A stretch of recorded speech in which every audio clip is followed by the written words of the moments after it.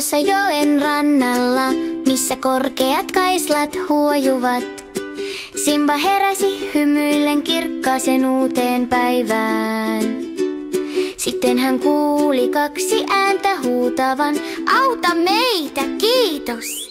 Ne olivat Krokotik ja Krokote, jotka räpiköivät kaislikossa. On Simba, Simba, rohkea ja hyvä, auttaa ystäviä aina ja syvä. Pienet tassut ja urhea sydän, pelastusaika hän toimii heti ja ylkaan. Joki virtasi nopeasti, virta oli voimakas. Krokotiilikaksoset tempautuivat veden mukana matkaan. Simba ei epäröinyt, Simba ei jäänyt odottamaan. Hän juoksi joelle aina valmiina auttamaan. Pitäkää kiinni, älkää pelätkö, pääsemme kotiin tänään, ihan varmasti. Simba huusi silmät kirkkaasti loistaen, seikailun aika sankariteot odottaen. On Simba, Simba, suloinen ja urhea, pieni karjesu ja nopeat jalat, kiehtivä auttaa ystäviään aina uudestaan. Simba pelastaa kaksoset turvaan.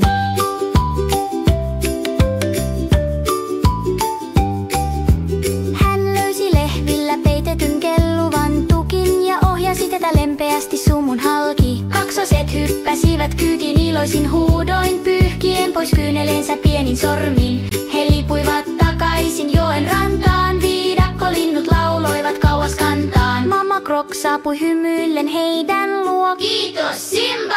Me rakastamme sinua niin kovin. On Simba, Simba, kaikkien ystävä, auttaa muita aina uudestaan ja syvä pieni sankari, rohkea ja kirkas. Simba tekee viidakosta turvallisen ja ihanas.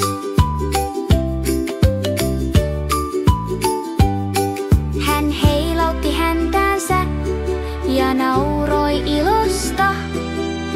Ystävien auttaminen on parasta. Auringonlaskun värit maalasi taivaan kauniiksi näin.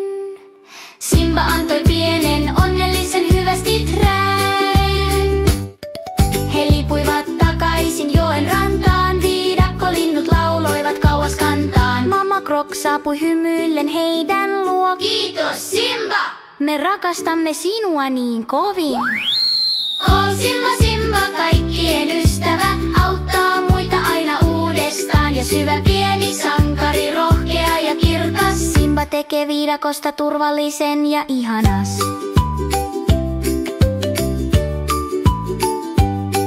Hän heilautti häntäänsä ja nauroi ilosta. Ystävien auttaminen on parasta. Auringonlaskun värit maalasi taivaan kauniiksi näin.